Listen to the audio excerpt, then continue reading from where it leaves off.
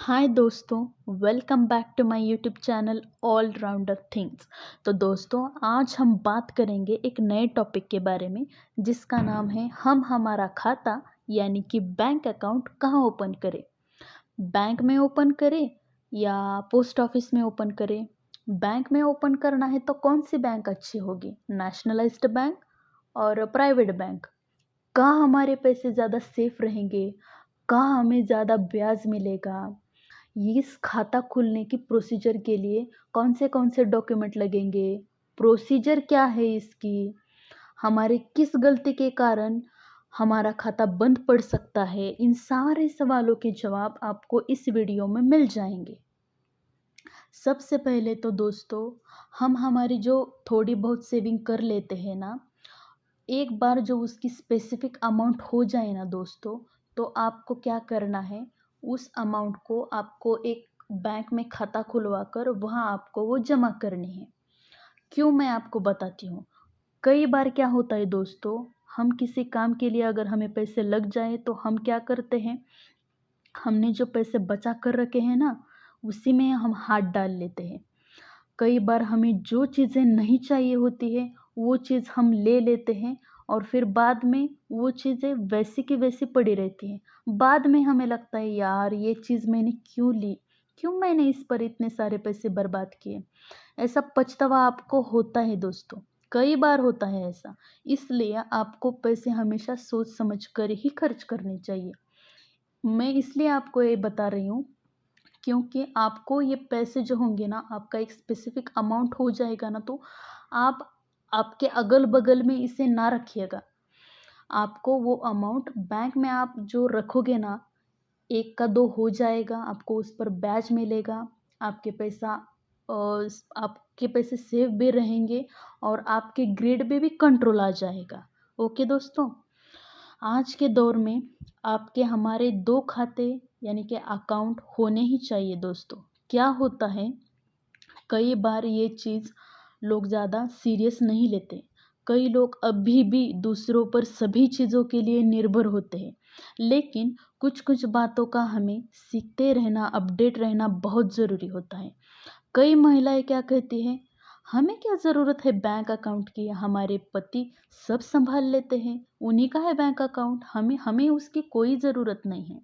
बच्चों के पेरेंट्स अगर समझदार हो तो बच्चों के खाते वो जल्दी निकाल लेते हैं, वे उनके जल्दी काम आएँगे। यानी कि स्कॉलरशिप भी मिल जाएगी और उनके फ्यूचर में एजुकेशन पर्पज़ के लिए और बाद में अगर फ्यूचर में उन्हें एजुकेशन लोन लेना हो तो उसके लिए भी काम आ जाएगा। कई बुज़ुर्ग क्या करते हैं, उनका खाता भी नहीं निकालते। क्या होता है, कभी-कभी सरकार उनके लिए, बुज़ुर्गों के लिए भी एक विशेष योजनाएँ बनाती है, निकालती है बार-बार, उनके खातों पर पैसे भेजती रहती है। किसानों के लिए सब्सिडी होती है।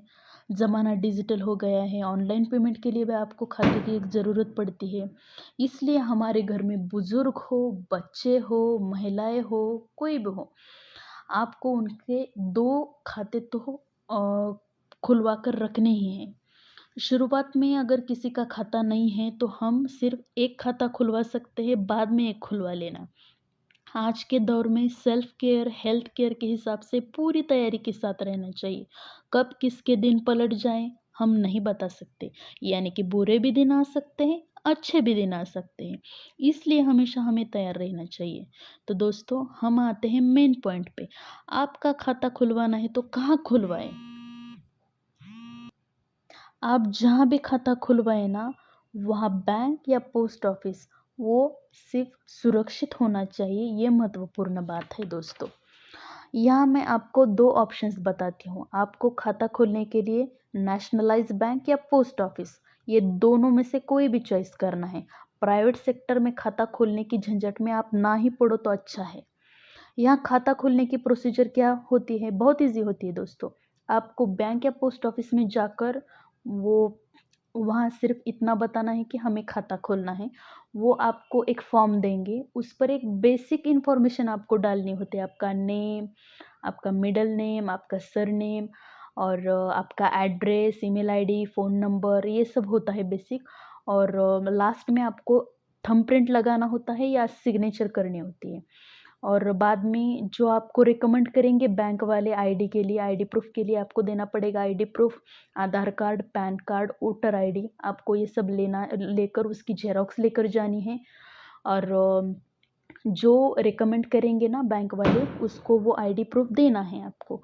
पासपोर्ट साइज़ के फ़ोटो आप 4 या 5 लेकर जाइए, वो भी काम आएँगे। वहाँ भी लगते हैं वो पासपोर्ट साइज़ आईडी के फ़ोटो।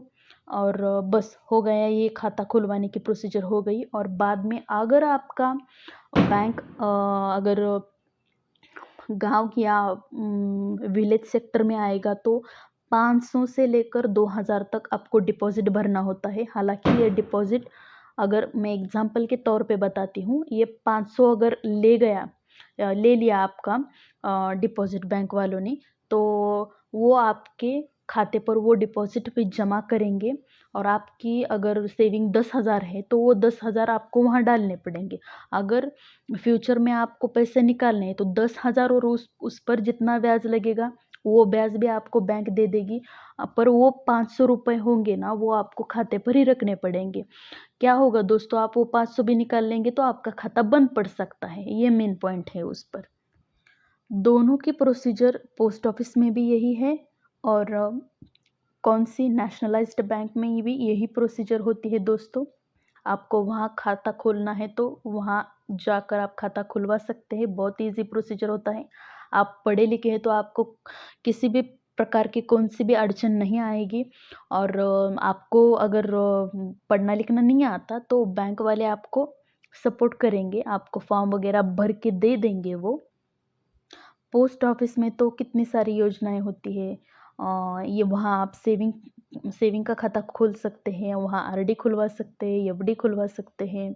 कितनी सारी योजनाएं हैं, senior citizen saving scheme, public provident fund, Sukanya योजना, महिला Samman Yojana, national saving certificate. किसी भी योजना के तहत हम हमारे पैसे सेफ रखकर उस पर ब्याज प्राप्त कर सकते हैं। किसी भी हालत में हम प्राइवेट बैंक के झंझट में हमें नहीं पड़ना है। तो कैसा लगा दोस्तों ये वीडियो, मुझे कमेंट करके ज़रूर बताइए। ओके, तो मिलते हैं अगले वीडियो में। Bye bye.